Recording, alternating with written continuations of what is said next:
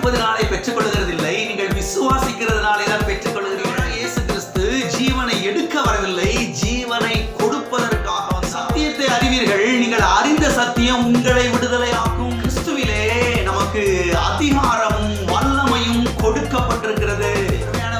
நீங்கள் ஜெயிக்கவே பிறந்திருக்கிறீர்கள் பற்றி தேவனுடைய சித்தம். அது மிகுந்த அமைதல், மிகுந்த சமாதானம், தேடுகிற சமாதானம் இயேசுவினிடத்திலே உண்டு.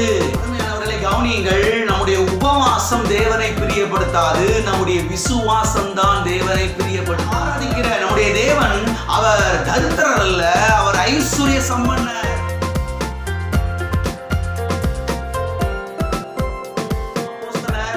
13ஆம் அதிகாரம் 39வது வசனம். மோசேயின் நியாயப்பிரமாணத்தினாலே நீங்கள் எவைகளில் நின்று விடுதலையாகி நீதிமான்களாய் ஆக்கப்படக்கூடாது இருந்ததோ, விசுவாசிக்கிறவன் எவனும் அவைகளில் நின்று இவராலே விடுதலையாகி நீதிமானாய் ஆக்கப்படுகிறான் என்றும் உங்களுக்கு தெரிந்திருக்க கடவுது. இந்த வசனத்திலே நாம் கவனிக்க வேண்டிய வார்த்தை, விசுவாசிக்கிறவன் எவனும் அவைகளில் நின்று இவராலே விடுதலையாகி நீதிமானாய் ஆக்கப்படுகிறான். இவராலே விடுதலையாகி, யாராலே விடுதலையாகி? இயேசு கிறிஸ்துவினாலே விடுதலையாகி. அப்போஸ்தலர் 4ஆம் அதிகாரம் 12ஆம் வசனம் சொல்லுகிறது, அவராலே அன்றி வேறே ஒருவராலும் ரட்சிப்பு இல்லை, மீட்பு இல்லை, விடுதலை இல்லை என்று. ஆகவே இயேசு கிறிஸ்து மாத்திரமே ரட்சிக்கிறவராயிருக்கிறார், இயேசு கிறிஸ்து மாத்திரமே விடுதலையாக்குகிறவராயிருக்கிறார், இயேசு கிறிஸ்து மாத்திரமே காப்பாற்றுகிறவராயிருக்கிறார். ஆண்டவராய் இயேசு கிறிஸ்துவுக்கு ஒரு பெயர் இருக்கிறது, அவர் ரட்சகர். அவர் யார்? அவர் ரட்சகர். ரட்சகர் என்றால் ரட்சிக்கிறவர் என்று அர்த்தம், காப்பாற்றுகிறவர் என்று அர்த்தம், விடுதலையாக்குகிறவர் என்று அர்த்தம். ஆண்டவராய் இயேசு கிறிஸ்து நம்மை ரட்சிக்கிறவராயிருக்கிறார். இவராலே அன்றி வேறு ஒருவராலும் ரட்சிப்பு கிடையவே கிடையாது. ஆண்டவராய் இயேசு கிறிஸ்து பாவத்திலிருந்து ரட்சிக்கிறவராயிருக்கிறார், சாபத்திலிருந்து ரட்சிக்கிறவராயிருக்கிறார், வியாதியிலிருந்து ரட்சிக்கிறவராயிருக்கிறார், பிசாசின் கிரியையிலிருந்து ரட்சிக்கிறவராயிருக்கிறார், பிலிஸ்தீனியர்கள் மந்திரவாதங்கள் மாந்திரிக வேலைகளிலிருந்து ரட்சிக்கிறவராயிருக்கிறார். ஆண்டவராய் இயேசு கிறிஸ்து அவர் ரட்சிக்கிறவராயிருக்கிறார். ஆகவே ஆண்டவராய் இயேசு கிறிஸ்துவை ஏற்றுக்கொள்ளாதவர்கள் இந்த காலவேளையில் இருப்பீர்கள் என்று சொன்னால், ஆண்டவராய் இயேசு கிறிஸ்துவை உடைய சொந்த ரட்சகராக, உடைய ஆண்டவராக, உடைய தேவனாக நீங்கள் ஏற்றுக்கொள்ள வேண்டும். எதற்காக? நீங்கள் ரட்சிக்கப்படுவதற்கு, மீட்கப்படுவதற்கு, வாழ்வடைவதற்கு. எதிலிருந்து ரட்சிக்கப்படுவதற்கு? பாவத்திலிருந்து, சாபத்திலிருந்து, வியாதியிலிருந்து, தரித்திரத்திலிருந்து, கடன் பிரச்சனையிலிருந்து, பிசாசின் கிரியிலிருந்து ரட்சிக்கப்படுவதற்காக. ஆகவே உங்களுடைய நல்வாழ்வுக்காக, உங்களுடைய ஆசீர்வாதத்துக்காக, உங்களுடைய நல்ல எதிர்காலத்துக்காக ஆண்டவராய் இயேசு கிறிஸ்துவை ஏற்றுக்கொள்ளாதவர்கள் ஆண்டவராய் இயேசு கிறிஸ்துவை ஏற்றுக்கொள்ளுங்கள். வாசிப்போம். ஏசாயா தீர்க்கதரிசன புஸ்தகம் 45வது அதிகாரம் 3வது வசனம். உன்னை பெயர் சொல்லி அழைக்கிற இஸ்ரவேலின் தேவனாகிய கர்த்தர் நானே என்று நீ அறியும்படிக்கு. உன்னை பெயர் சொல்லி அழைக்கிற இஸ்ரவேலின் தேவனாகிய கர்த்தர் நானே என்று நீ அறியும்படிக்கு. கடந்த 5 வாரங்களாக நாம் எதற்காக அழைக்கப்பட்டிருக்கிறோம் என்கிற இந்த சத்தியத்தை நாம் ஞாயிற்றுக்கிழமை காலை ஆராதனைகளிலே நாம் தியானித்துக் கொண்டு வருகிறோம். இதிலே முன்னுரையாக சில காரியங்களை நாம் பார்த்தோம். பிறகு நாம் எதற்காக அழைக்கப்பட்டிருக்கிறோம் என்பதற்கான பொதுவான சில காரியங்களை நாம் பார்க்க ஆரம்பித்தோம். இதிலே முதலாவதாக நாம் ஒரு காரியத்தை பார்த்தோம். எதை பார்த்தோம்? ஆசீர்வாதத்தை சுதந்திரித்துக் கொள்வதற்காக நாம் அழைக்கப்பட்டிருக்கிறோம் என்பதை நாம் பார்த்தோம். இரண்டாவதாக நாம் எதை பார்த்தோம்? செழிப்பான தேசத்தின் கனியையும் நன்மையும் சாப்பிடுவதற்காக கர்த்தர் நம்மை என்ன செய்திருக்கிறார்? அழைத்திருக்கிறார் என்கிற இந்த சத்தியத்தை நாம் பார்த்தோம். கடந்த 2 வாரங்களாக 3வது காரியத்தை நாம் பார்த்து கொண்டு வருகிறோம். 3வதாக நாம் எதை பார்த்தோம் என்று சொன்னால், பெருக்கத்துக்கென்றே தேவன் நம்மை அழைத்திருக்கிறார். பெருக்கத்துக்கென்றே தேவன் நம்மை என்ன செய்திருக்கிறார்? அழைத்திருக்கிறார். இதில் பாருங்க, அநேக காரியங்களை நாம் பார்த்தோம். கடந்த வாரத்திலே நாம் எதை பார்த்தோம் என்று சொன்னால், நாம் எல்லாவற்றிலும் பெருக வேண்டும் என்றால் அதற்கு நாம் சில காரியங்களை என்ன செய்ய வேண்டும்? செய்ய வேண்டும். அருமையானவர்களே கவனியுங்கள், நாம் எல்லாவற்றிலும் பெருகுவதுதான் தேவனுடைய விருப்பம், தேவனுடைய சித்தம், தேவனுடைய ஆசை, தேவனுடைய எண்ணங்கள். இதில் எந்த சந்தேகமும் கிடையாது. ஆனால் நாம் எல்லாவற்றிலும் பெருக வேண்டும் என்றால் அதற்கு நாம் சில காரியங்களை செய்ய வேண்டும் என்பதை நாம் பார்க்க ஆரம்பித்தோம்.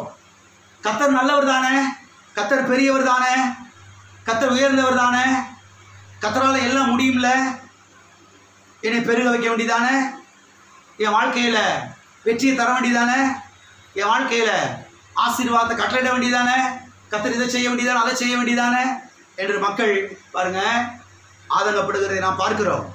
அருமையானவர்களே கவனிங்கள், நாம் சில காரியங்களை செய்ய வேண்டியது அவசியமாக இருக்கிறது.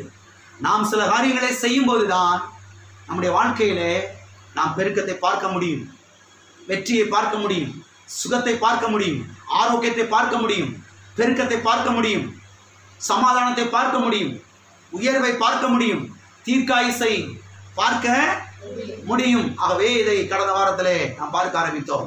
இதில் கடந்த வாரத்திலே 3 காரியங்களை நாம் பார்த்தோம். நாம் எல்லாவற்றிலும் பெருக வேண்டும் என்றால் நாம் செய்ய வேண்டிய சில காரியங்கள். ஒன்று, நாம் பெருக வேண்டும் என்றால் நம்முடைய தேவன் பெருக்கத்தின் தேவன் என்பதை நாம் என்ன செய்ய வேண்டும்? அறிந்து கொள்ள வேண்டும் என்பதை நாம் பார்த்தோம். இரண்டாவதாக, நாம் பெருக வேண்டும் என்றால் பெருக்கத்தை நாம் தான் தெரிந்து கொள்ள வேண்டும் என்பதை நாம் பார்த்தோம். மூன்றாவதாக, நாம் பெருக வேண்டும் என்று சொன்னால் அதற்கு கர்த்தரை ஆதாரமாக வைக்க வேண்டும் என்பதை நாம் பார்த்தோம். கர்த்தர் தான் ஆதாரம் பெருக்கத்துக்கு. நம்ம மாமாவோ சித்தப்பாவோ பெரியப்பாவோ நம்முடைய பெருக்கத்துக்கு ஆதாரம் கிடையாது. எல்லா மனிதர்களையும் நாம் நேசிக்கிறோம், எல்லா மனிதர்களுக்காக கர்த்தருக்கு நன்றி செலுத்துகிறோம், எல்லா மனிதர்களுக்காக நாம் ஜெபிக்கிறோம், எல்லா மனிதர்களுக்காகவும் பாருங்க நாம் செய்ய வேண்டிய காரியத்தை செய்யணும்.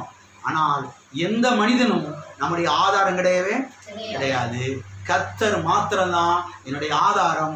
குறிப்பாய் நாம் பெருகுவதற்கு கர்த்தரை ஆதாரமாக அங்கீகரிக்க வேண்டும், ஆதாரமாக அங்கீகரிக்க வேண்டும். கரங்களை உயர்த்தி நீரே என்னுடைய ஆதாரம் என்பதை அங்கீகரிக்க வேண்டும். வாயினாலே அறிக்கை செய்து நீரே என்னுடைய ஆதாரம் என்பதை அங்கீகரிக்க வேண்டும். தசம பாகங்களை கொடுத்து நீரே என்னுடைய ஆதாரம் என்பதை அங்கீகரிக்க வேண்டும். இதெல்லாம் செய்யும் போதுதான் கர்த்தரை நம்ம ஆதாரம் என்ன செய்யறோம்? அங்கீகரிக்கிறோம். ஆமென். ஆகவே இதெல்லாம் கடந்த வாரத்தில் நாம் பார்த்தோம். ஓகே, இன்றைக்கு 4வது காரியத்தை நாம் பார்க்க போகிறோம். நாம் எல்லாவற்றிலும் பெருக வேண்டும் என்றால் அதற்கு கர்த்தரை ஆதாரமாக என்ன செய்ய வேண்டும்? வைக்க வேண்டும். ஓகே, 4வதாக நாம் பெருக வேண்டும் என்றால் நம்முடைய மனதை அதற்கு ஆயத்தம் பண்ண வேண்டும். என்ன செய்ய வேண்டும்? எதை ஆயத்தம் பண்ணணும்? நாம் பெருக வேண்டும் என்றால் நம்முடைய மனதை, நம்முடைய ஆத்துமாவை என்ன செய்ய வேண்டும்?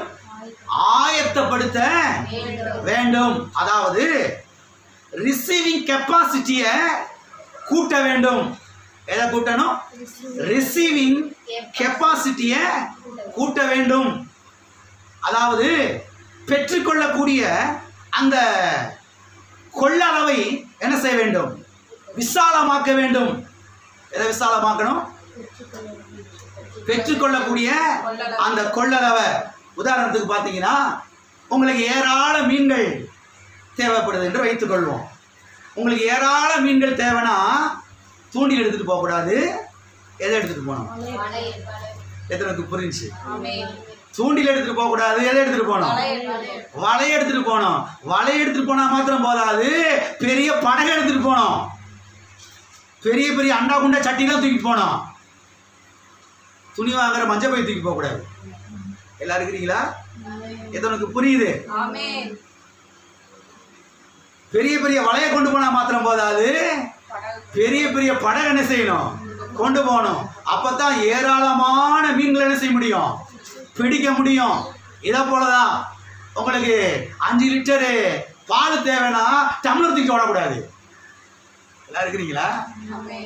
பால்காரர் வர்றாரு, பால்ட்டு வர்றாரு, உங்களுக்கு தேவை எத்தனை லிட்டரு? 5 லிட்டரு. நீங்க வேகமா அந்த 50 மில்லி பிடிக்கக்கூடிய டம்ளர் தூக்கிட்டு வேகமா ஓடுறீங்க வெளியில. அவர் ஊத்துற எல்லாம் என்ன செஞ்சிருச்சு? கீழே சிந்தி போச்சு. அவர்கிட்ட 5 லிட்டர் பால் மாத்திரம் இல்ல, அவர்கிட்ட 50 லிட்டர் இருக்குது கேன்ல நிறையா. எல்லாம் இருக்கிறீங்களா? அப்ப உங்களுக்கு நிறைய பால் வேணும்னா டம்ளர் தூக்கிட்டு போக கூடாது, பெரிய சட்டியை தூக்கிட்டு போகணும். எல்லாம் இருக்கிறீங்களா? ஒரு ஊர் இருக்குது, அந்த ஊர்ல 10,000 பேர் இருக்கிறாங்க. 10,000 பேர் இருக்கிறாங்கன்னா அவ்வளவு பேருக்கு தேவையான தண்ணி வேணும்னா அவ்வளவு பெரிய பெரிய தொட்டி என்ன செய்யணும்? மேலங்க டேங்க கட்டணும். பெருசா கட்டுறாங்க. 20,000 லிட்டரு, 1,00,000 லிட்டரு பிடிக்கக்கூடிய பெரிய டேங்கை கட்டுறாங்க. 5 லிட்டரு பிடிக்கிற தொட்டியை கட்டி வச்சா என்ன செய்யாது? ஊருக்குள்ள பெரிய கலவரம் வந்துடும். உனக்கு 2 சொட்டா, எனக்கு 2 சொட்டான்னு சொல்லி. அப்ப பெருசா கட்டணும். எல்லாம் இருக்கிறீங்களா? நீங்க உங்க வாழ்க்கையில பெருகணும்னா, பெருக்கத்தை பார்க்கணும்னா உங்களுடைய மனதினுடைய கொள்ளளவை என்ன செய்ய ஆரம்பிக்கணும்? பெருசாக்கணும். ரிசீவிங் கெப்பாசிட்டியை என்ன செய்ய ஆரம்பிக்கணும்? கூட்டணும். மனதை விசாலமாக்கணும். மனதை விசாலமாக்கலைன்னா பெருக்கத்தை என்ன செய்ய முடியாது? பார்க்க முடியாது. குறுகிய எண்ணம், சின்ன எண்ணம், போதும் பாஸ்டர் அப்படின்னா அப்ப பெருசு எதிர்பார்க்க கூடாது. எல்லாம் இருக்கிறீங்களா? எத்தனை புரிஞ்சு? போதும் அவ்வளவுதான் அப்படின்னா அப்ப கடைசி பரலோகம் போற வரைக்கும் எவ்வளவுதான்? போதும் தான். நிறைய வேணும்னா அதுக்கேற்ற மாதிரி என்ன செய்யணும்? ரிசீவிங் கெப்பாசிட்டிய கூட்டணும். மனதினுடைய கொள்ளளவை, இருதயத்தினுடைய கொள்ளளவை என்ன செய்ய ஆரம்பிக்கணும்? கூட்ட ஆரம்பிக்கணும். எல்லாம் இருக்கிறீங்களா? அதை கூட்டினாதான் பெருக்கத்தை என்ன செய்ய முடியும்? பார்க்க முடியும். எனவே நாம் பெருக வேண்டும் என்றால் நம்முடைய மனதை அதற்கு ஏற்றாறு போல ஆயத்தப்படுத்த வேண்டும். நம்முடைய மனதை விசாலமாக்க வேண்டும். பாருங்க, ரிசீவிங் கெப்பாசிட்டியை என்ன செய்ய வேண்டும்? கூட்ட வேண்டும். வாசிப்போம். ஏசாயா தீர்க்கதரிசன புஸ்தகம் 54வது அதிகாரம் 2-3. உன் கூடாரத்தின் இடத்தை விசாலமாக்கு, உன் வாசஸ்தலங்களின் திரைகள் விரிவாகட்டும், தடை செய்யாதே, உன் கயிறுகளை நீளமாக்கி உன் முளைகளை உறுதிப்படுத்து. நீ வலதுபுறத்திலும் இடதுபுறத்திலும் இடம் கொண்டு பெருகுவாய். உன் சந்ததியார் ஜாதிகளை சுதந்திரித்துக் கொண்டு பாழாய் கிடந்த பட்டணங்களை குடியேற்றுவிப்பார்கள். என்ன செய்வார்கள்? குடியேற்றுவிப்பார்கள். அருமையானவர்களே, கவனியுங்கள். இங்க 54வது அதிகாரத்தில் இந்த வசனங்களை நாம் வாசிக்கிறோம். இதற்கு முந்தின அதிகாரம் 53வது.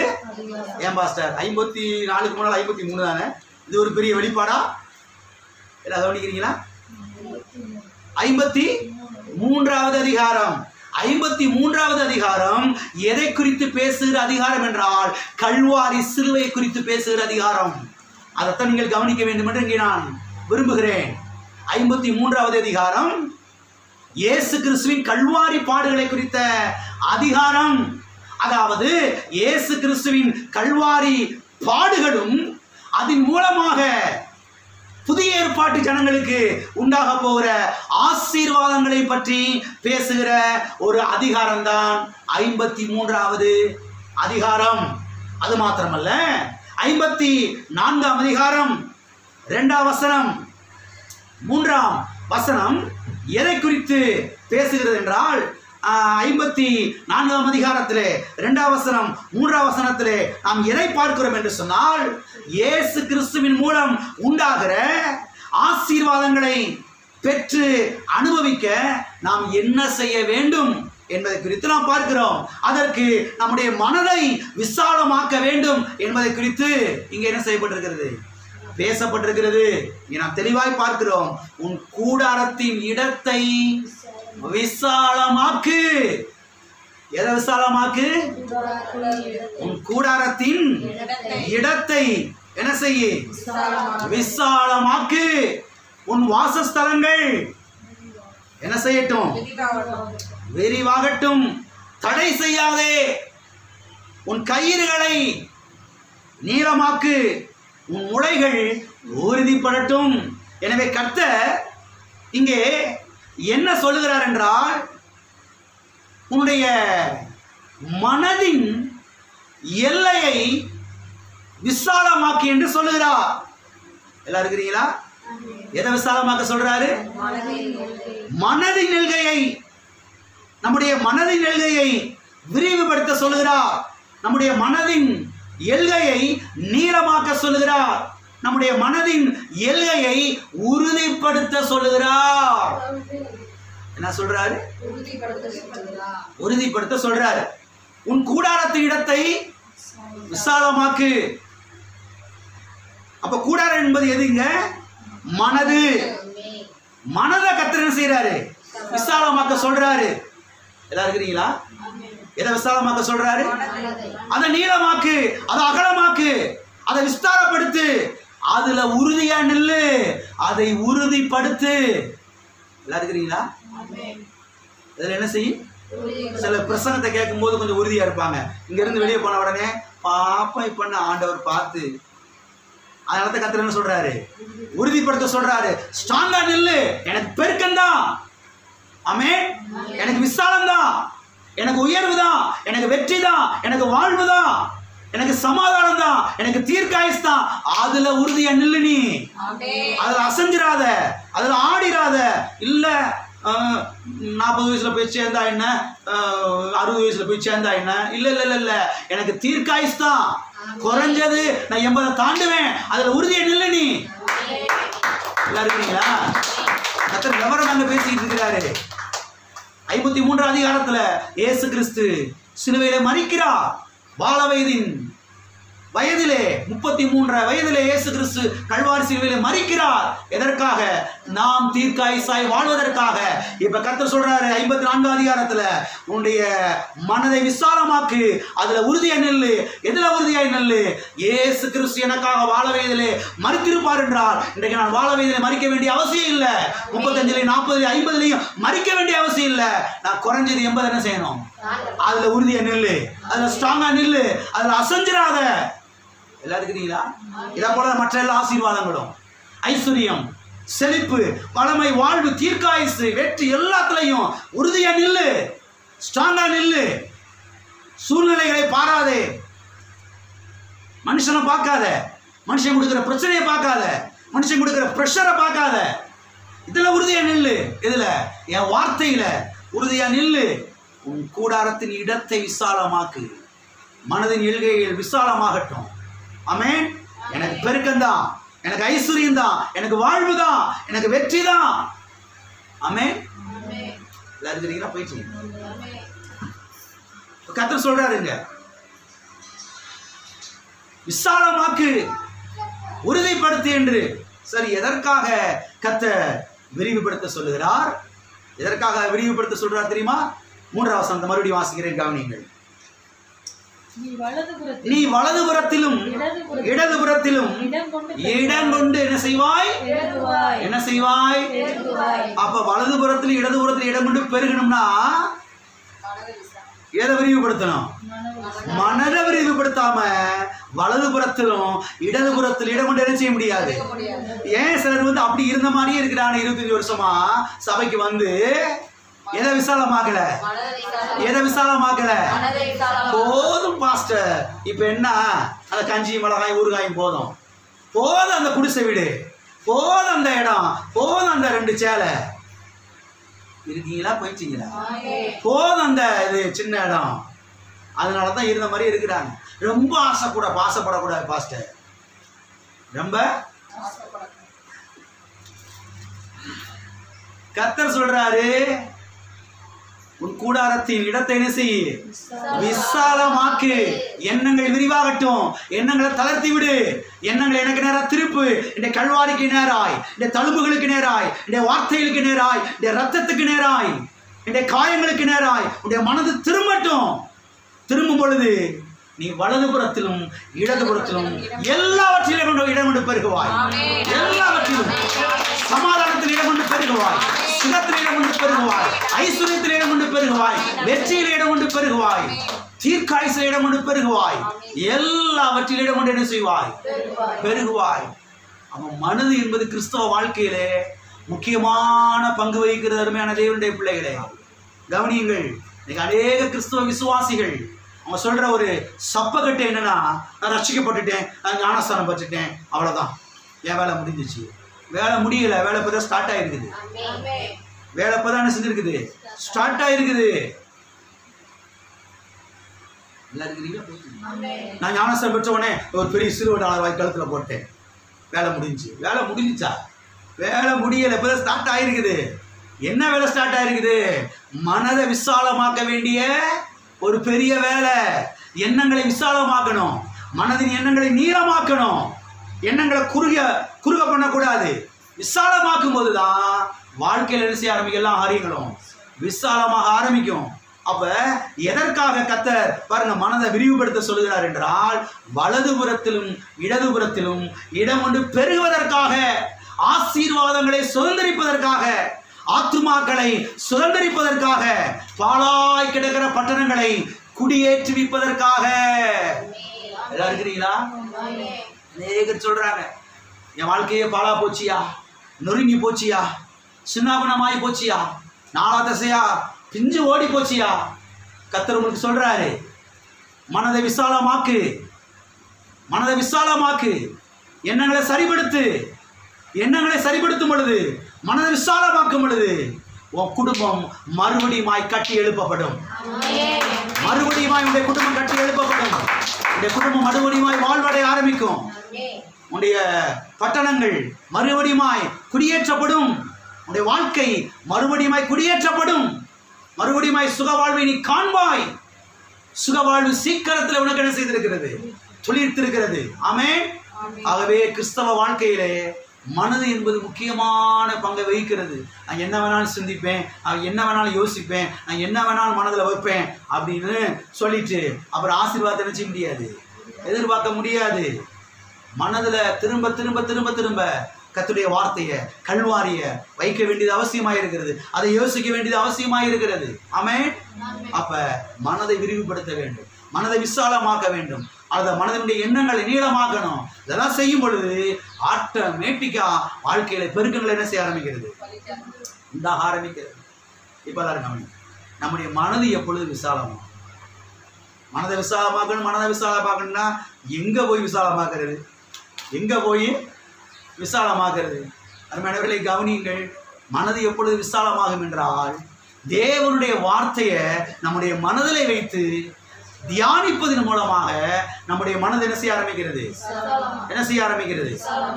விசாலமாக ஆரம்பிக்கிறது. கர்த்தருடைய வார்த்தையை நம்முடைய மனதிலே ரிசீவ் பண்ணும் பொழுது நம்முடைய மனது என்ன செய்ய ஆரம்பிக்கிறது? விசாலமாக ஆரம்பிக்கிறது. நம்முடைய பாருங்க, மனதை தேவனுடைய வார்த்தையிலே மூழ்கடிக்க பண்ணும் பொழுது நம்முடைய மனது என்ன செய்ய ஆரம்பிக்கிறது? விசாலமாக ஆரம்பிக்கிறது. ஆகவே பாருங்க, இந்த மனது எப்பொழுது விசாலமாகும் என்றால், தேவனுடைய வார்த்தையிலே இரவும் பகலும் தியானமாக இருக்கும் பொழுது. வாசிப்போம். ஏசாயா 55வது அதிகாரம் 9வது வசனத்திலிருந்து 11வது வசனம் வரைக்கும் வாசிக்கிறேன். எல்லாரும் கவனியுங்கள். பூமியை பார்க்கிலும் வானங்கள் எப்படி உயர்ந்ததாக இருக்கிறதோ அப்படியே உங்கள் வழிகளை பார்க்கிலும் என் வழிகளும், உங்கள் நினைவுகளை பார்க்கிலும் என் நினைவுகளும் உயர்ந்திருக்கிறது. மாரியும் உறைந்த மழையும் வானத்திலிருந்து இறங்கி அவ்விடத்திற்கு திரும்பாமல் பூமியை நனைத்து அதில் முளை கிளம்பி விளையும்படி செய்து விதைக்கிறவனுக்கு விதையையும் புசிக்கிறவனுக்கு ஆகாரத்தையும் கொடுக்கிறது. எப்படியோ அப்படியே என் வாயிலிருந்து புறப்படும் வசனம் இருக்கும். அது வெறுமையா என்னிடத்திற்கு திரும்பாமல் அது நான் விரும்புகிறதை செய்து நான் அதை அனுப்பின காரியமாய் ஆகும்படி வாய்க்கும். கர்த்தர் இங்க என்ன சொல்லுகிறார் என்றால், மழையையும் பனியையும் நான் பூமிக்கு அனுப்புகிறேன். எதை அனுப்புறேன்? மழையையும் பனியையும் எங்க அனுப்புறேன்? பூமிக்கு நான் அனுப்புறேன். அப்படி நான் அனுப்பும் பொழுது நான் அனுப்புகிற அந்த மழையும் அந்த பனியும் பூமியை நன்றாக நனைத்து நல்ல விளைச்சலை உண்டு பண்ணுகிறது. நல்ல அறுவடை என்ன செய்கிறது? உண்டு பண்ணுகிறது. எது உண்டு பண்ணுகிறது? மழையும் பனியும் உண்டு பண்ணுகிறது. இப்ப கர்த்தர் அனுப்புகிற மழையையும் பனியையும் யாரு குடிக்கணும்? யாரு குடிக்கணும்? இன்னும் தெரியாம இருக்கிறீங்க. விவசாய புண்ணியில் நிறைய வந்திருக்கிறீங்க. எது குடிக்கணும்? பூமி என்ன செய்யணும்? குடிக்கணும். குடிச்சுச்சுன்னா நல்ல அறுவடை நல்ல விளைச்சல் என்ன செய்யும்? உண்டாகும். இதை போலதான் கர்த்தர் என்ன பண்றாரா? நான் என்னுடைய வார்த்தையை அனுப்புகிறேன். ஆமென். நான் என்னுடைய வார்த்தையை என்னுடைய ஊழியக்காரர் மூலமாக என்னுடைய வார்த்தை என்ன செய்கிறேன்? நான் அனுப்பி கொண்டே இருக்கிறேன். யாரெல்லாம் என்னுடைய வார்த்தைகளை இருதயமாகி நிலத்திலே பெற்றுக்கொள்கிறார்களோ அவர்களுடைய இருதயம் விசாலமாகும். அவருடைய மனது என்ன செய்ய ஆரம்பிக்கும்? விசாலமாக ஆரம்பிக்கும். மனதும் இருதயமும் விசாலமாகும் போது வாழ்க்கையிலே பாருங்க அமோக விளைச்சல் உண்டாக ஆரம்பிக்கும். ஆமென். அமோக விளைச்சல், சுகம் என்கிற விளைச்சல், வெற்றி என்கிற விளைச்சல், ஐஸ்வர்யம் என்கிற விளைச்சல், செழிப்பு என்கிற விளைச்சல், தீர்க்காயுசு என்கிற விளைச்சல், உயர்வு என்கிற விளைச்சல். எத்தனை பேர் இருக்கிறீங்க? இந்த விளைச்சல் என்ன செய்ய ஆரம்பிக்கிறது? உண்டாக ஆரம்பிக்கிறது. எனவே நம்முடைய மனதும் நம்முடைய இருதயமும் விசாலமாகும் போது பாருங்க வாழ்க்கையிலே பெருக்கத்தை என்ன செய்ய முடியும்? நாம் பார்க்க முடியும். ஆகவே தேவனுடைய பிள்ளைகள் கர்த்தருடைய வார்த்தையை இருதயத்திலும் மனதிலையும் பெற்றுக்கொள்வதற்கு தீவிரப்பட வேண்டும். அநேக கிறிஸ்தவ விசுவாசிகள் இந்த வேலையைத்தான் செய்யறதே கிடையாது. எந்த வேலையை? கர்த்தருடைய வார்த்தைய இருதயத்திலையும் மனதிலையும் பெற்றுக்கொள்ளுகிற காரியத்தை தான் செய்யறது கிடையவே. 3 அல்லேலூயா சொல்லுங்க. அல்லேலூயா அல்லேலூயா அல்லேலூயா சொல்றதுக்குலாம் ரெடி. எல்லாம் இருக்கிறீங்களா? போயிட்டீங்களா? நான் சொல்றது எத்தனை புரியுது? அல்லேலூயா சொல்றதுக்கு ரெடி. 3 அல்லேலூயா என்னங்க? 10 அல்லேலூயா கூட சொல்றீங்க. அதுக்கெல்லாம் ரெடி. ஆனா உட்கார்ந்து அமர்ந்து கர்த்தருடைய வார்த்தைய இருதயத்துல வாங்குறதுக்கு தான் ஆட்கள் தீவிரப்படுறது கிடையவே. மனதில் கர்த்தருடைய வார்த்தைய ரிசீவ் பண்றதுக்கு ஆட்கள் குறைவா இருக்கிறாங்க. எல்லாம் இருக்கிறீங்களா? தேவனுடைய பிள்ளைகளை கவனிங்கள். நீங்க வாழ்க்கையில வெற்றி பெறணும்னா, நீங்க ஜெயிக்கணும்னா, நீங்க வாழ்க்கையில பெருக்கத்தை பார்க்கணும்னா, செழிப்பை பார்க்கணும்னா கர்த்தருடைய வார்த்தைய இருதயத்துல பெற்றுக்கொள்றதுக்கு மனதிலே பெற்றுக்கொள்றதுக்கு தீவிரப்பட வேண்டும். கர்த்தருடைய வார்த்தையை தொடர்ந்து மனதிலையும் இருதயத்திலையும் நீங்கள் ரிசீவ் பண்ணிக்கிட்டே இருந்தீங்கன்னா மனது கொஞ்சம் கொஞ்சமாய் விசாலமாக ஆரம்பிக்கிறது. மனது விசாலமாக விசாலமாக இப்ப வாழ்க்கை விசாலமாக ஆரம்பிச்சது. வாழ்க்கை விசாலமாக ஆரம்பிச்சது. வாழ்க்கையில் எல்லா காரியம் செய்ய ஆரம்பிக்கிறது, விசாலமாக ஆரம்பிக்கிறது. வெற்றி எப்படி வருதுன்னு சொல்றேன். வெற்றி எப்படி வருதுன்னு சொல்றேன். வெற்றி இப்படிதான் வருது. மனது விசாலமாகணும். மனது எவ்வாறு விசாலமாகும்? கர்த்தர் வார்த்தை அனுப்பி கொண்டே இருக்கிறாரு. மழை அனுப்புறது மாதிரி, பனி அனுப்புறது மாதிரி பூமிக்கு கர்த்தர் வார்த்தை அனுப்பி கொண்டே இருக்கிறார் ஊழியக்காரர் மூலமாக. இப்ப யாரு வாஞ்சையாய் தாகமாய் அந்த வார்த்தையை ரிசீவ் பண்றாங்களோ, மனதில் பெற்றுக்கொள்கிறார்களோ, இருதயத்தில் பெற்றுக்கொள்கிறார்களோ, அவருடைய மனது கொஞ்சம் கொஞ்சமாய் விரிவாகிறது, விசாலமாகிறது, நீளமாகிறது. ஆமென். அவருடைய வாழ்க்கையிலே பெருக்கம் உண்டாக ஆரம்பிக்கிறது, வாழ்வு உண்டாக ஆரம்பிக்கிறது. எத்தனை பேர் இருக்கிறீங்க? ஆகவே கர்த்தருடைய வார்த்தையை பெற்றுக்கொள்றதுக்கு என்ன செய்யணும்? தீவிரப்பட வேண்டும். குறைந்தது ஒரு நாளைக்கு ஒரு பிரசங்கத்தையாவது என்ன செய்யணும்? நம்ம ஆட்கள் பண்றாங்க. என்ன பண்றாங்க? ஞாயிற்றுக்கிழமை வந்து பிரசங்கத்தை கேட்கறதோட சரி. அதுலேயும் வரதே ரொம்ப லேட்டு தான். 1/4 மணி நேரமோ 1/2 மணி நேரமோ, சிலர் ஏதோ அவ்வளோதான். தலையை காமிச்சிட்டு வந்துடுறேன் போய். எங்கே இதை நான் கல்யாணம் பண்ண நினச்சிருக்கீங்களா? தலையை காமிச்சிட்டு வர்றதுக்கு, காலை காமிச்சிட்டு வர்றதுக்கு. அதனால தான் வாழ்க்கையில் ஒன்றும் இல்லை. சபையை வந்து அந்த அளவுக்கு நினைக்கிறது, வார்த்தைக்கு அந்த அளவுக்கு முக்கியத்துவம் கொடுக்குறாங்க. அதனால தான் வாழ்க்கையில் ஒன்றுமே இல்லை. தலையை காமிச்சிட்டு வந்துடுறேன். பாஸ்ட் கோச்சுக்குருவார். இந்த சிஸ்டர் என்னன்னு ஃபோன் பண்ணி கேட்டுருவாங்க. அதனால தான் ஒன்றும் இல்லை, குடும்பத்தில் முன்னேற்றம் இல்லை. இது முகத்தை காமிக்கிற இடம் கிடையாதுங்க, வார்த்தையை ரிசீவ் பண்ற இடம். வார்த்தையை வாங்கணும். நான் என் பிள்ளைய சந்ததி நல்லா இருக்கணும், அதுக்கு ஓடணும், வாஞ்சியா ஓடி வரணும். மழை பெஞ்சாலும் சரி, வெயில் அடித்தாலும் சரி, பனி கொட்டினாலும் சரி, நான் வார்த்தையை கேட்கறதுக்கு ஓடி வர போகிறேன். சில நாளுக்கு வெளியே எட்டி பார்க்கறது, மழை பெய்யுது, ரொம்ப நல்லதாக போச்சு, பெருசாக வீட்டில் என்ன செஞ்சிருவோம், உட்காந்துருவோம், அடுத்த வாரம் பார்த்துக்கணும் சர்ச்சுக்கு. ஆனால் கல்யாண மண்டபத்துக்கு என்ன செஞ்சிருவாங்க, மழை பெஞ்சாலும் சரி, பனி கொட்டினாலும் சரி, அப்போலாம் எப்படி தான் அந்த குளிரில் குளிப்பாங்களோ தெரியல. சர்ச்சுக்கெலாம் மட்டும் குளிருது பாஸ்டர், குளிக்காமல் எப்படி பாஸ்டர் வர்றது, அங்கே எப்படி குளிச்சுட்டு போனாங்கன்றதான் எனக்கு தெரியவே. அதான் பாருங்க, வாழ்க்கையில் பெரிய வெற்றி பார்க்க முடியல பாருங்க ஆட்களால். ஒன்றும் இல்லை பாருங்க, ஏதோ சர்ச்சுக்கு நீங்கள் வந்தேன்னு ஒரு திருப்தி, நீ சர்ச்சுக்கு போயிட்டு வந்துட்டு தலையை காமிச்சிட்டு வந்து ஒரு திருப்தி இருக்கே தவிர வாழ்க்கையில் வெற்றி இல்லை. ஏன் இல்லைன்னா வார்த்தைக்கு அந்த அளவு முக்கியத்துவம் கொடுக்குறது கிடையவே. சபைக்கு நான் எதுக்கு போறேன்னா, நானும் என் குடும்பமும் நல்லா இருக்கிறதுக்கு போறேன். பாஸ்ட் கோச்சுக்குருவாரு, சபையில இருக்கிறவங்க நினைச்சுக்கிருவாங்க. இல்ல இல்ல இல்ல, நான் நல்லா இருக்கிறதுக்கு மாத்திரம் இல்ல, என் சந்ததியே நல்லா இருக்கிறதுக்காக நான் சபைக்கு போறேன். ஆமென். வார்த்தையை பெற்றுக்கொள்றதுக்கு நான் சபைக்கு போறேன். ஆமென். வார்த்தையை பெற்றுக்கொள்ள மனது விசாலமாக ஆரம்பிக்கிறது. ஆகவே இதை ஞாயிற்றுக்கிழமை வந்து ஒரு நேரம் ஒரு மணி நேரம் ஒரு பிரசங்கத்தை கேட்டால் மாத்திரம் மனது விசாலமாயிராது. 7 நாட்கள் உட்காந்து என்ன செய்யும், பிரசங்கத்தை கேட்கணும். அந்த காலத்துல எல்லாம் நாங்களாம் காசு கொடுத்து கேசட்லாம் வாங்கிட்டு போய், டேப் ரெக்கார்டை வாங்கிட்டு போய் அதை போய் உட்காந்து கேட்கணும். இப்போ கையிலே எல்லாம் இருக்குது, ஃபோனில் எல்லாம் இருக்கிறீங்களா, கையில் இருக்குதுங்க. பிரசங்கத்தை எல்லாம் யூடியூப்பில் போட்டு விடுறோம், ஃபேஸ்புக்கில் போட்டு விடுறோம், வாட்ஸ்அப்பில் லிங்க் அனுப்பிச்சு வைக்கிறாங்க. இதுக்கு மேலே என்ன செய்யறது? உட்காந்து டெய்லியும் ஃபோன் ஆன் பண்ணி வச்சுக்கிட்டு வேலையை பார்த்துக்கிட்டே கூட என்ன செய்யலாம், கேட்கலாம். காயை நறுக்கிக்கிட்டே, துணியை துவைச்சிக்கிட்டே, பல்ல விளக்கிக்கிட்டே என்ன செய்யலாம், பிரசங்கத்தை கேட்கலாம். டெய்லி கேட்க கேட்க கேட்க கேட்க கேட்க மனது விசாலமாக ஆரம்பிக்கிறது, மனது விரிவடைய ஆரம்பிக்கிறது, ரிசீவிங் கெப்பாசிட்டி கூட ஆரம்பிக்கிறது.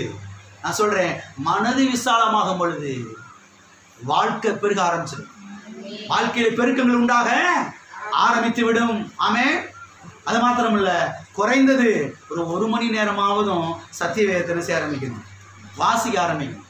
எல்லாம் இருக்கிறீங்களா? எத்தனை ஆமென் சொல்றீங்க? அமைதியா இருக்கிறீங்க? டிவியில வர நாடகத்தெல்லாம் பார்க்கறதுக்கு நேரம் இருக்குது. ஆனா பைபிள் வாசிக்க மாத்திரம் எங்க பாஸ்டர் நேரம் இருக்குது, எங்க பாஸ்டர் நேரம் இருக்குது, நேரம் இருக்குது.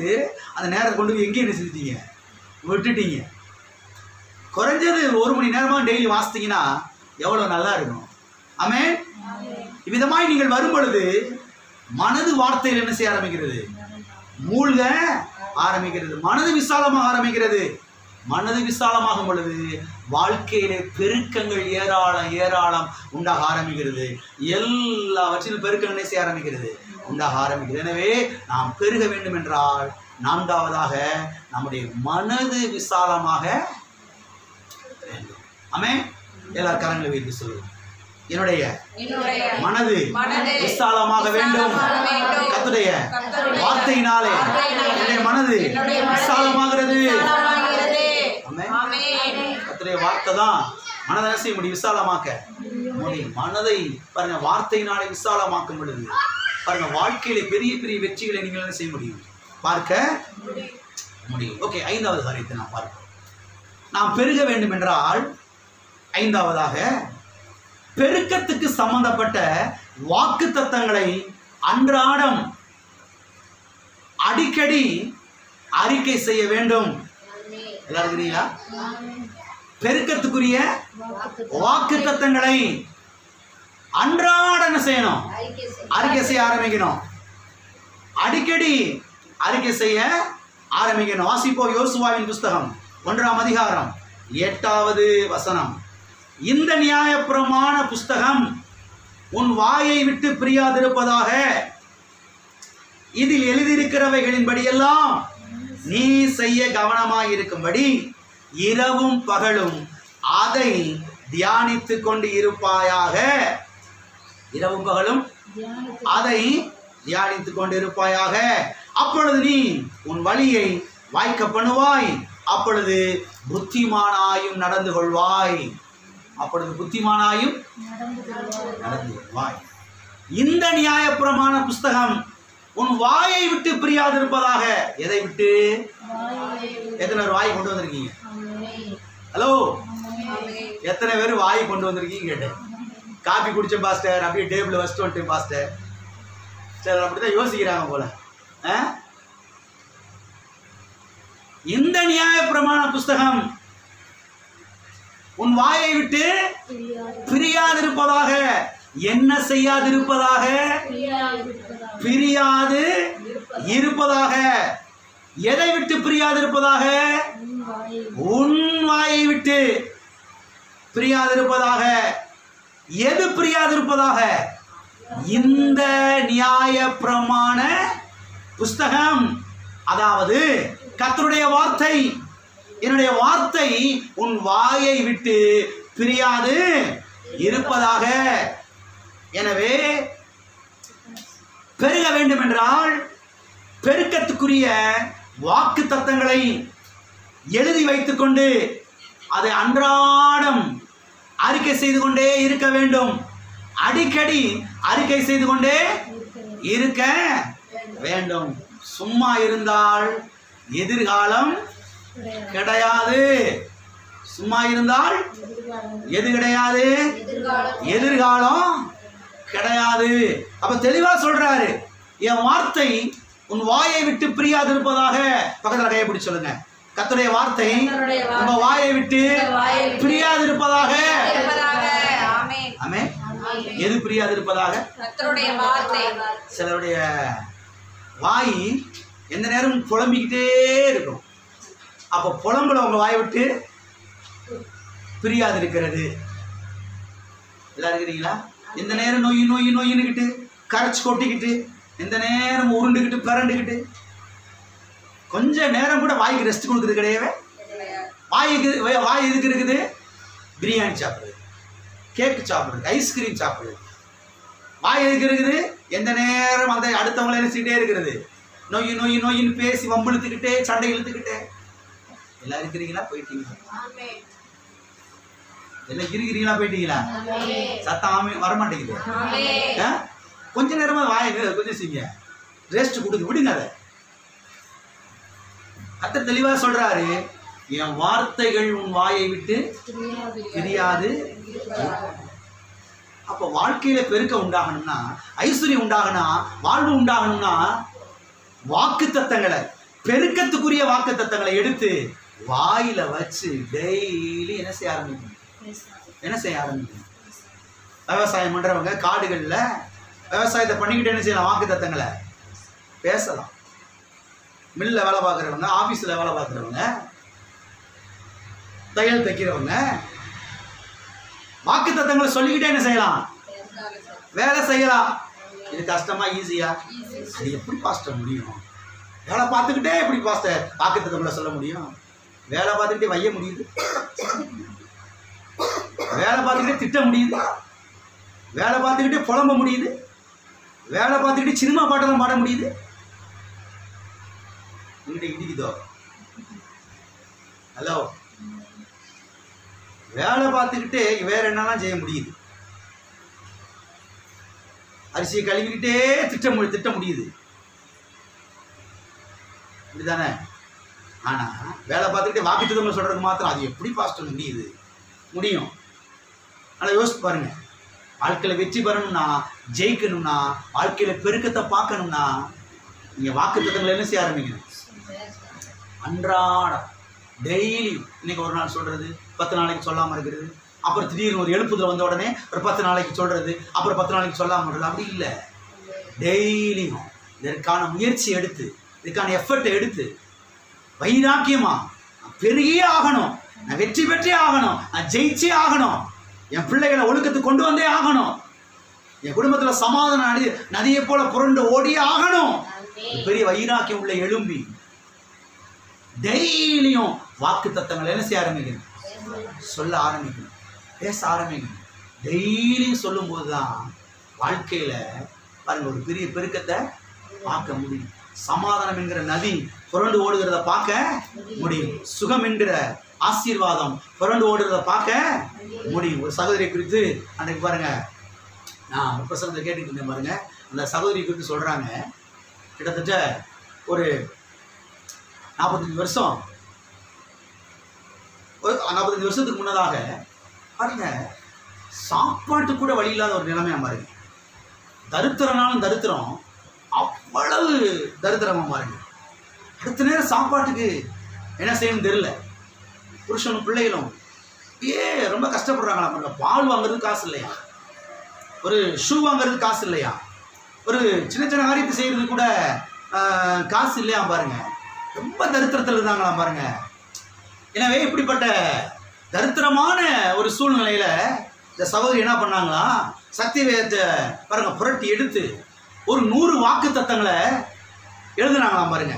ஒரு டைரியில பெருக்கத்துக்குரிய வாக்கு தத்தங்கள், ஐஸ்வர்யத்துக்குரிய வாக்கு தத்தங்கள், ஆசீர்வாதத்துக்குரிய வாக்கு தத்தங்கள், செழிப்புக்குரிய வாக்கு தத்தங்கள், பொருளாதாரத்துக்குரிய வாக்கு தத்தங்களை பாருங்க ஒரு 100 வாக்கு தத்தங்களை வேதாகமத்துல இருந்து பாருங்க புரட்டி எடுத்து பாருங்க ஒன்று ஒன்றா எழுதி வைத்துக்கொண்டு பாருங்க டெய்லி இந்த வாக்கு தத்தங்களை அறிக்கை செய்ய ஆரம்பிச்சாங்களாம்.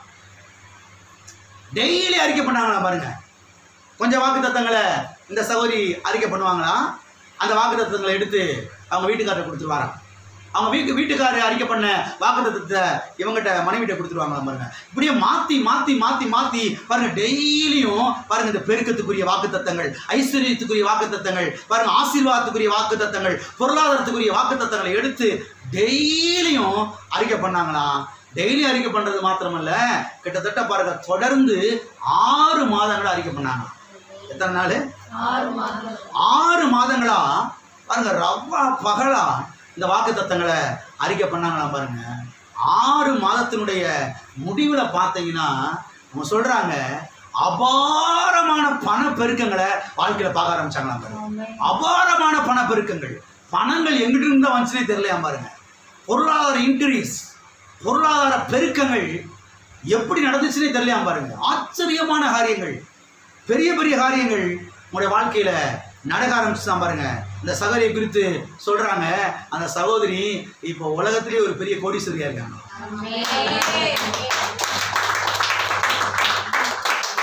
45 வருஷத்துக்கு முன்னதாக இந்த சகோதரி கோடீஸ்வரி கிடையாது. அடுத்த நேரம் பால் வாங்குறதுக்கு காசு இல்லை, சாப்பாட்டுக்கு காசு இல்லை, பிள்ளைகளுக்கு ஒரு நல்ல ட்ரெஸ் வாங்கி கொடுக்க முடியல, ஒரு ஷூ வாங்கி கொடுக்க முடியல. சாதாரண நிலைமை. இன்னைக்கு 45 வருஷம் 50 வருஷங்கள் கழித்து இன்னைக்கு அந்த சகோதரிக்கு பாருங்க ஏராளம் ஆசீர்வாதங்கள். கிட்டத்தட்ட 85 வயசை தாண்டி போயிட்டாங்க. 85 வயசை தாண்டி போயிட்டாங்க. அந்த சகோதரி பார்க்கறதுக்கு 45 வயசு ஆள் மாதிரி இருக்கிறாங்க. கர்த்தருடைய வாக்கு தத்தங்கள் சரீரத்தை என்ன செய்யுது, அந்த அளவுக்கு மாத்துது பாருங்க. எல்லாம் இருக்கிறீங்களா? ஆகவே வாழ்க்கையில பெருக்கம் உண்டாகணும்னா, பெருக்கத்தை பார்க்கணும்னா சும்மா இருந்த கதையை என்ன செய்யாது, அதில் கைப்பிடிச்சிருங்க. வாழ்க்கையில பெருக்க உண்டாகணும்னா சும்மா இருந்தா கதைக்கு ஆகாது. நம்ம சும்மா இருந்தா பழகிட்டோம். சும்மா இருந்தே நான் சும்மா தானே பாஸ்ட் இருந்தேன், அதான பெரிய தவறு. நீ சும்மா இருந்ததா, நான் பாட்டுக்கு தானே இருக்கிறேன், நான் பாட்டுக்கு தானே இருக்கிறேன். நீங்க பாட்டுக்கு இருக்காதீங்க, சும்மா இருக்காதீங்க. பெருக்கத்துக்குரிய வாக்கு தத்தங்களை எடுத்து செய்ய ஆரம்பிங்க, பேச ஆரம்பிங்க. எனவே வாழ்க்கையில பெருக்கம் ஏற்பட வேண்டும் என்றால் சும்மா இருந்த கதைக்கு ஆகாது. வாக்கு தத்தங்களை எடுத்து அதை எழுதி வைத்துக் கொண்டு அன்றாட என்ன செய்ய ஆரம்பிக்கணும். அடிக்கடி இரவும் பகலுமாக அறிக்கை செய்ய வேண்டும். செழிப்பு உண்டாக வேண்டுமா, அதற்குரிய வாக்கு தத்தங்களை எடுத்து வாயில வைத்து அன்றாட அறிக்கை செய்ய வேண்டும். பண பெருக்கங்கள் ஏற்பட வேண்டும் என்றால் அதற்குரிய வாக்கு தத்தங்களை எடுத்து அன்றாட அறிக்கை செய்ய வேண்டும். சரீர சுகம் உண்டாக வேண்டும் என்றால் அதற்குரிய வாக்கு தத்தங்களை எடுத்து அன்றாட செய்ய வேண்டும், அறிக்கை செய்ய வேண்டும். திருமணம் முடிய வேண்டும் என்றால் அதற்குரிய வாக்கு தத்தங்களை எடுத்து அன்றாட என்ன செய்ய வேண்டும்? அறிக்கை செய்ய வேண்டும். குழந்தை பிறக்க வேண்டும் என்றால் அதற்குரிய வாக்குத்தத்தங்களை எடுத்து அன்றாட என்ன செய்ய வேண்டும்? அறிக்கை செய்ய வேண்டும். பிள்ளைகள் ஞானமுள்ள பிள்ளைகளாய் மாற வேண்டும் என்றால் அதற்குரிய வாக்குத்தத்தங்களை எடுத்து அன்றாட அறிக்கை செய்ய வேண்டும். சுகப்பிரசவம் உண்டாக வேண்டும் என்றால் அதற்குரிய வாக்குத்தத்தங்களை எடுத்து அன்றாட என்ன செய்ய வேண்டும்? அறிக்கை செய்ய வேண்டும். குடும்பத்திலே சமாதானம் நதியை போல புரண்டு ஓட வேண்டும் என்றால் அதற்குரிய வாக்குத்தத்தங்களை எடுத்து அன்றாட என்ன செய்ய வேண்டும்? அறிக்கை செய்ய வேண்டும். குடும்பத்திலே பாதுகாவல் உண்டாக வேண்டும் என்றால் அதற்குரிய வாக்குத்தத்தங்களை எடுத்து அன்றாட என்ன செய்ய வேண்டும்? அறிக்கை செய்ய வேண்டும். குடும்பத்தில் இருக்கிறவர்கள் ரட்சிக்கப்பட வேண்டும் என்றால் புருஷன் ரட்சிக்கப்படணுமா? மனைவி ரட்சிக்கப்படணுமா? பிள்ளைகள் ரட்சிக்கப்படணுமா? எல்லாரும் இருக்கிறீங்களா? மாமனார் மாமியார் ரட்சிக்கப்படணுமா? கூட பிறந்த சகோதர சகோதரர் ரட்சிக்கப்படணுமா? அதற்குரிய வாக்குத்தத்தங்கள் எல்லாம் எடுத்து வைத்து குறித்து வைத்து அன்றாட என்ன செய்ய ஆரம்பிக்கணும்? அறிக்கை செய்ய ஆரம்பிக்க வேண்டும். அறிக்கை செய்ய பாருங்க, காரியங்கள் ஒன்று ஒன்றாய் என்ன செய்ய ஆரம்பிக்கிறது? நடக்க ஆரம்பிக்கிறது. எத்தனை பேர் அறிக்கை செய்ய போறீங்க? ஆகவே வாழ்க்கையிலே பெருக்க உண்டாக வேண்டும் என்றால் நான்காவதாக என்ன செய்ய வேண்டும்? என்ன செய்ய வேண்டும்? எதை அறிக்கை செய்யணும்? கர்த்தருடைய வாக்குத்தத்தங்கள் அறிக்கை செய்யணும். அது ஐந்தாவது காரியம். நான் கேட்டது நான்காவது காரியம் என்ன? மனதை என்ன செய்ய வேண்டும்? விசாலமாக்கணும். வாழ்க்கையில பெருக்க உண்டாக வேண்டும் என்றால் நான்காவதாக மனதை விசாலமாக்க வேண்டும். ஐந்தாவதாக வாக்குத்தத்தங்களை எடுத்து என்ன செய்ய வேண்டும்? அறிக்கை செய்ய. இதெல்லாம் செய்யும் போதுதான் வாழ்க்கையில பெருக்கத்தை என்ன செய்ய முடியும்னா பார்க்க முடியும். அது மாத்திரமல்ல, சத்திய வேதத்துல நான் பார்க்கிறோம், ஆண்டவராய் இயேசு கிறிஸ்து கல்வாரி சிலுவையிலே அவர் ஒடுக்கப்பட்டார் என்று. வாசிப்பு ஏசாயா 53ஆம் அதிகாரம் 7வது வசனம். அவர் நெருக்கப்பட்டும் ஒடுக்கப்பட்டும் இருந்தார். அவர் நெருக்கப்பட்டும் ஒடுக்கப்பட்டும் இருந்தார். இயேசு கிறிஸ்துவின் கல்வாரி சிலுவை குறித்தான காட்சியை இங்கே ஏசாயா தீர்க்க தரிசனமாய் உரைக்கிறார். இயேசு கிறிஸ்துவின் கல்வாரி காட்சியை குறித்து அவர் சொல்லுகிறார். அவர் இயேசு நெருக்கப்பட்டார், ஒடுக்கப்பட்டார். எதற்காக நெருக்கப்பட்டார்? எதற்காக அவர் ஒடுக்கப்பட்டார்? நமக்கு விசாலத்தை கொடுப்பதற்காக, நமக்கு பெருக்கத்தை கொடுப்பதற்காக. எல்லாரும் இருக்கிறீங்களா? ஆகவே இதெல்லாம் தேவனுடைய பிள்ளைகள் விசுவாசிக்க வேண்டும். அவர் கல்வாரி சிலுவையிலே எனக்காக ஒடுக்கப்பட்டார், நெருக்கப்பட்டார். அவரும் ஒடுக்கப்பட்டு நானும் ஒடுக்கப்பட வேண்டிய அவசியம், அவரும் நெருக்கப்பட்டு நானும் நெருக்கத்தில் வாழ வேண்டிய அவசியம் கிடையாது. நான் விசாலத்தில் வாழ்வதுதான் தேவனுடைய விருப்பம். எனக்காக இயேசு நெருக்கப்பட்டார், ஒடுக்கப்பட்டார். எதற்காக?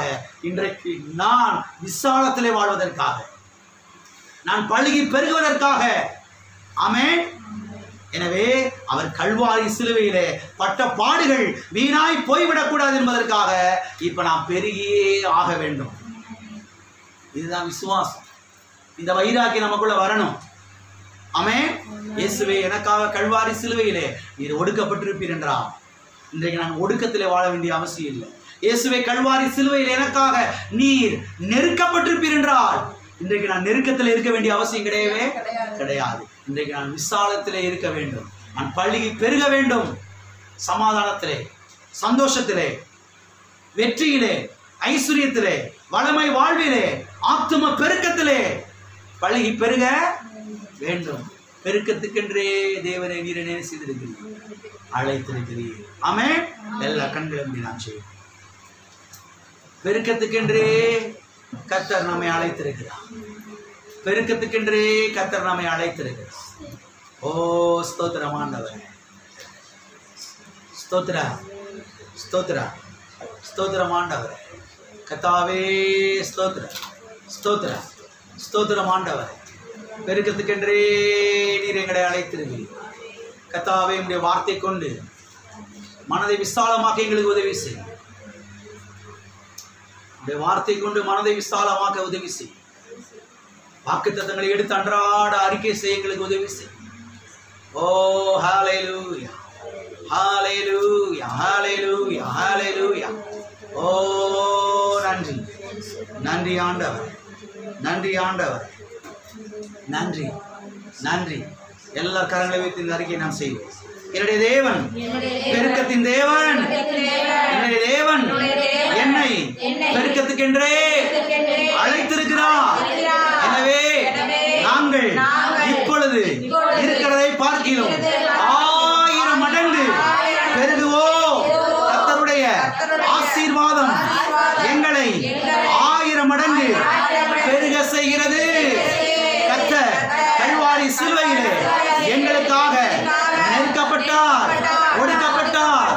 எனவே அவருக்காக, அவருடைய நாம மகிமைக்காக நாங்கள் பெருகிறோம், நாங்கள் விசாலமாகிறோம். ஆமென். ஹல்லேலூயா, ஹல்லேலூயா, ஹல்லேலூயா. ஓ ஸ்தோத்திரம், ஸ்தோத்திரம், ஸ்தோத்திரம் ஆண்டவரே. தகப்பனே, இயேசு நாமத்தில் உம்முடைய சமூகத்தில் வருகிறோம். ஆசீர்வதிக்கப்பட்ட இந்த வேலைக்காக நன்றி. கர்த்தாவே, பெருக்கத்துக்கென்றே நீர் எங்களை அழைத்திருக்கிறீர்களா? கர்த்தாவே ஸ்தோத்திரம். பெருக்கம் என்பது கர்த்தாவுடைய சித்தமாய் இருக்கிறபடியா நன்றி. பிள்ளைகள் ஒவ்வொருவரும் வாழ்க்கையின் எல்லா பகுதிகளிலேயும் பழகி பெருகுவார்களாக. சுகத்திலே, சமாதானத்திலே, வாழ்விலே, வெற்றியிலே, ஐஸ்வர்யத்திலே, பொருளாதார விஷயத்திலே, சமாதானத்திலே, நன்மையிலே, எல்லாவற்றிலும் இயேசு நாமத்தில் பழகி பெருகுவார்களாக. எல்லா தரித்திரத்தையும் விரட்டி அடிக்கிறோம். எல்லா கடன் பிரச்சனைகளை விரட்டி அடிக்கிறோம் இயேசு நாமத்தினால். எல்லா கந்துவட்டி பிரச்சனைகள், லோன் பிரச்சனைகள் மறைந்து போவதாக இயேசு நாமத்தினால். நீ அநேக ஜாதிகளுக்கு கடன் கொடுப்பாய், நீயோ கடன் வாங்காதிருப்பாய் என்று சொன்னீரே. வார்த்தைகளை உறுதிப்படுத்து இயேசு நாமத்தில் பிதாவே.